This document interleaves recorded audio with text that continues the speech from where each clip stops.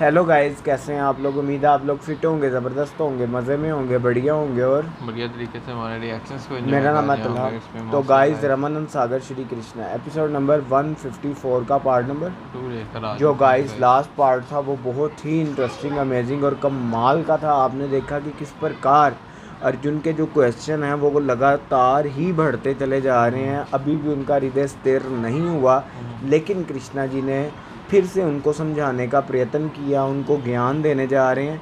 आपने देखा कि कृष्णा जी ने उनसे कहा कि कर्म जो है वो तो कोई भी मनुष्य रोक सकता ही नहीं, वो करता ही करता है। जैसे कि आपने उठकर पानी पकड़ा, वो भी कर्म में आता है। आप काम के लिए निकलते हैं, वो भी कर्म में आता और है। तला भाई आप ये देखें ना, गुड थिंग इसके क्वेश्चन अर्जुन कर रहे हैं और जो आगे से अर्जुन को ज्ञान मिल रहा है वो पूरी सृष्टि के लिए सृष्टि ज्ञान दे मिल रही रहा है। है। तो उन्होंने कहा कि कर्म से तो नहीं मनुष्य अपने आप को रोक सकता, वो तो उसने करने ही करने हैं हर हाल में। लेकिन यही अगर मनुष्य अच्छे कर्म करे, मतलब कि प्रभु की आराधना के लिए कर्म करे, यज्ञ करे, गुड डेट्स के हाँ, लिए। तो वो अंतिम मतलब के आखिर में प्रभु को तो पा सकता है। Guys let's see what happen next, चलते हैं वीडियो की तरफ और देते हैं ठीक है रिएक्शन। जी।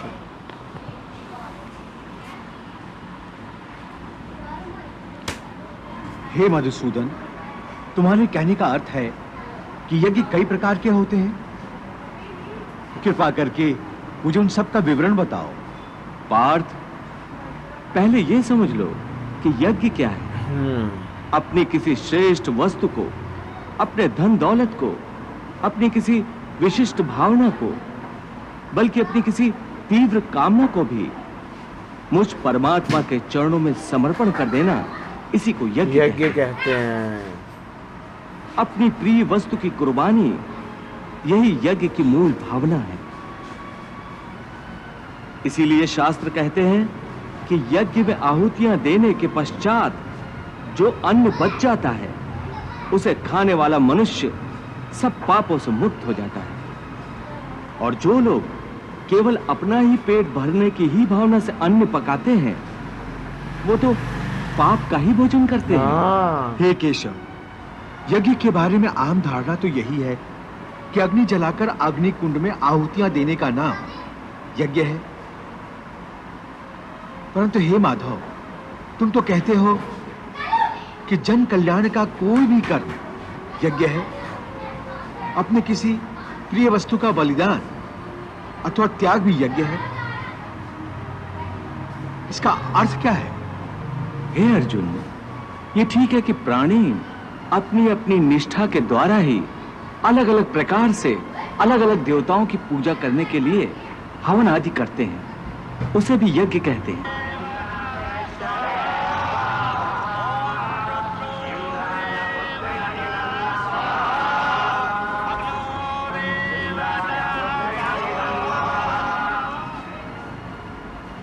और कुछ लोग परम दानी होते हैं, वो अपने धन आदि का दान करते हैं, वो भी यज्ञ है, उसे द्रव्य यज्ञ कहते हैं। द्रव्य यज्ञ। कई योगी निस्वार्थ भाव से विद्या दान करते हैं, उसे ज्ञान यज्ञ कहा जाता है। यज्ञ कई किस्म के होते हैं।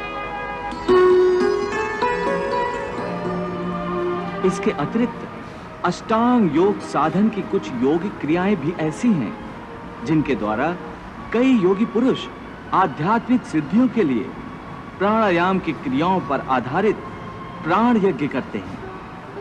भगवान श्री कृष्ण अष्टांग योग और तंत्र की बात भी कर रहे हैं, उसकी व्याख्या क्या है? देवी, अष्टांग योग एक प्रकार की दिव्य चिकित्सा है जिससे मानव के समस्त रोगों का नाश हो जाता है। चाहे शरीर के रोग हों, चाहे मानसिक रोग हों, चाहे आध्यात्मिक ग्रंथियां हों, सबकी चिकित्सा के साधन योग शास्त्र में वर्णित हैं। इन साधनों में प्राणायाम, तंत्र, मंत्र और यंत्र प्रमुख हैं। ये प्राणायाम की क्रिया पर आधारित यज्ञ कैसे होता है केशव? हे अर्जुन, योगी जन मंत्र और तंत्र दोनों प्रकार की साधन पद्धतियों के द्वारा कभी अपान वायु में प्राण वायु का हवन करते हैं और कभी प्राण वायु में अपान वायु का हवन करते हैं। और कुछ योगी गूढ़ योग विद्या के द्वारा प्राण वायु और अपान वायु दोनों की गति को रोककर अपने प्राणों का प्राणों में ही हवन करते हैं। भगवान, प्रभु ने विविध यज्ञों के बारे में ज्ञान प्रदान किया है, परंतु भगवान, मैं प्राण और अपान वायु के बारे में आपसे अधिक जानना चाहती हूँ। देवी, योग की भाषा में प्राणायाम के समय बाहर जाने वाली अर्थात उच्छ्वास वायु को प्राण कहते हैं।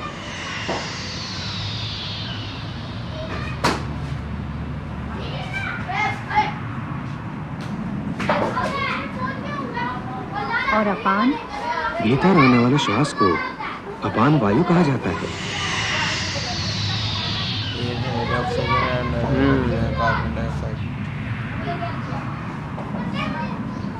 प्राणायाम भी एक यज्ञ ही है देवी। इस यज्ञ के समय अपान में अर्थात भीतर खींचे हुए श्वास में प्राण का उच्छ्वास का होम करने से पूरक नाम का प्राणायाम होता है।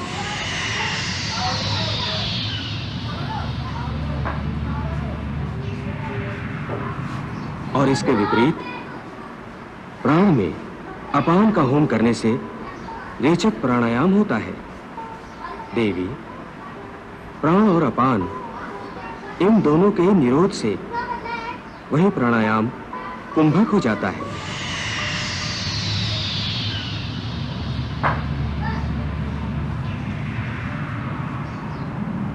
देवी, इनके सिवा व्यान, उदान और समान ये भी 3 वायु हैं।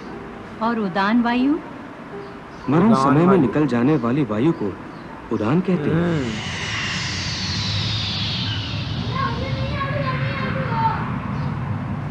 और शरीर में सब स्थानों पर एक सा अन्य रस पहुंचाने वाली वायु को समान कहते हैं।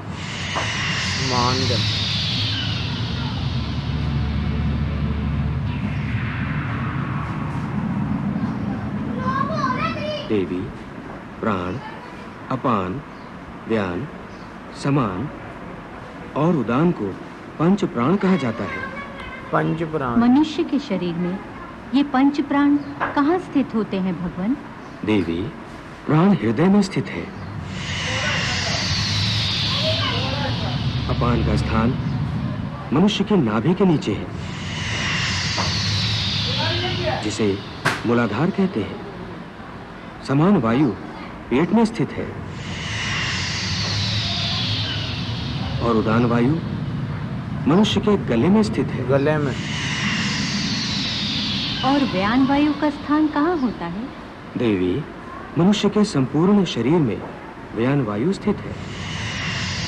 सारे शरीर में व्यान?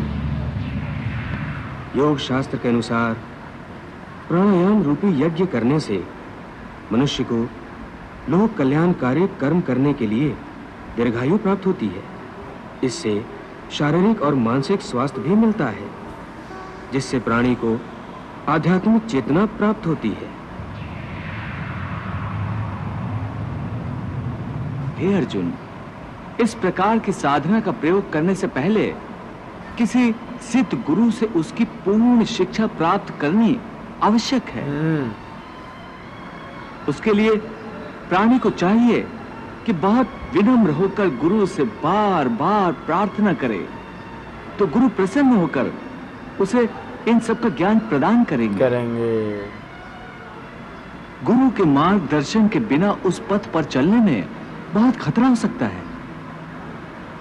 हे मधुसूदन, तुमने अति उत्तम यज्ञों का वर्णन किया है, परंतु इनमें से कुछ यज्ञ ऐसे हैं जो सारे मनुष्य नहीं कर सकते। जैसे द्रव्य यज्ञ कोई निर्धन व्यक्ति नहीं कर सकता। इसलिए हे कृष्ण, जन कल्याण के लिए ये बताओ कि सबसे श्रेष्ठ यज्ञ कौन सा है? हे पार्थ, द्रव्य यज्ञ की अपेक्षा ज्ञान यज्ञ अत्यंत श्रेष्ठ है, क्योंकि मानव का सर्वोच्च कल्याण केवल ज्ञान की शक्ति से ही हो सकता है। ज्ञानी मानव को अच्छे बुरे, पाप पुण्य, धर्म अधर्म की पहचान कराता है। बिल्कुल। यहाँ तक कि ज्ञान के द्वारा ही प्राणी को भगवान के स्वरूप का सही ज्ञान होता है। हे पार्थ, ज्ञान वो अग्नि है जिसमें मानव के सारे दोष, दंभ, अहंकार आदि अवगुण भस्म हो जाते हैं। यहाँ तक कि भक्ति का मूल भी ज्ञान ही है। क्या कहा? भक्ति का उद्गम भी ज्ञान से ही होता है? हाँ अर्जुन, ज्ञान के पर्वत की चोटी पर पहुंचकर ही मनुष्य को यह ज्ञान प्राप्त होता है कि ज्ञान पर्वत की चोटी से बहुत ऊपर वो निर्मल आकाश है जहां भक्ति का राज्य है। क्या बात है। ज्ञान चोटी पर चढ़कर ही पता चलता है कि ज्ञान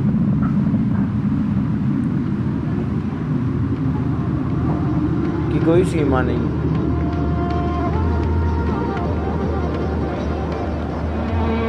और जब प्राणी उस भक्ति के आकाश में पहुंचता है, वहीं प्रभु उसका हाथ पकड़कर उसे अपने श्री चरणों में ले जाते हैं।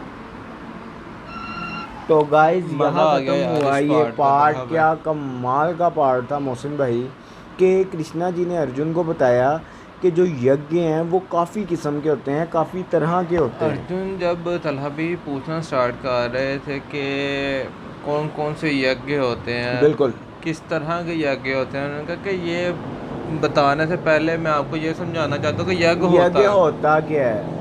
और यज्ञ में उन्होंने बताया कि यज्ञ तला भाई योगा से ही वर्ड इन्फ्लुएंस हुआ है ना। आप देखेंगे तपस्या खुद को किसी चीज़ के लिए लीन करना और है, उसके बाद अपने आप की कोई सबसे कीमती चीज़ को परमात्मा के लिए कुर्बान करना, उसको कहते हैं यज्ञ। और तलहा भाई जो इन सब चीज़ों में जो मैंने ऑब्जर्व की और जिसकी वजह से मुझे ये पार्ट अच्छा लगा, वो लास्ट में जो हमें कुछ मोमेंट्स ऐसे ही जानने को मिले कृष्णा जी की तरफ से कि इंस्टेड ऑफ ऑल द यज्ञ जो सबसे सुप्रीम यज्ञ है वो है ज्ञान का ज्ञान। हाय हाय हाय हाय। नॉलेज के जितना आपके पास किसी चीज़ का नॉलेज होगा, आप उतना ही उस चीज़ की तरफ अट्रैक्ट होंगे और उतना ही लाइक कि जिस चीज़ के बारे में किसी भी चीज़, ये नहीं कि उन्होंने कृष्णा जी ने भक्ति की मिसाल दी। आप देखें ना कि भक्ति के लेवल के एक्सट्रीम लेवल तक भी जाने के लिए आपको उसके लिए नॉलेज होना ज़रूरी है, बहुत ज़रूरी है। जितना आप उसका नॉलेज लेते चले जाएंगे उतना आप उस चीज़ के साथ अटैच होते चले जाएंगे, उतना आप उस चीज़ के साथ अट्रैक्ट होते चले जाएंगे। सबसे बड़ी बात यह है कि कृष्णा जी ने एग्जाम्पल दी कि अगर आप जो ज्ञान का एक चोटी है उसके सबसे ऊपर भी चढ़ जाए तब भी ज्ञान खत्म नहीं होता, तब वहाँ जाकर आपको लगेगा अभी ज्ञान और ऊपर है। अभी ज्ञान शुरू हुआ है, यही समझ लें, क्योंकि आप जितना भी ज्ञान हासिल कर लें उतना ही कम है। बिल्कुल ये कभी नहीं खत्म होता। आप जितना हासिल करने की जितना हासिल करते जाते हैं ये उतना ही और ज़्यादा होता जाता है। ये तलहा भाई ऐसा पानी है कि जितना आप पीता चले जाएंगे उतनी आपके प्यास बढ़ती चली जाएगी। तो गाइज ये पार्ट बहुत ही इंटरेस्टिंग था। देखते हैं अब नेक्स्ट पार्ट में हमें क्या देखने को मिलेगा। मिलते हैं नेक्स्ट वीडियो पे। Love you.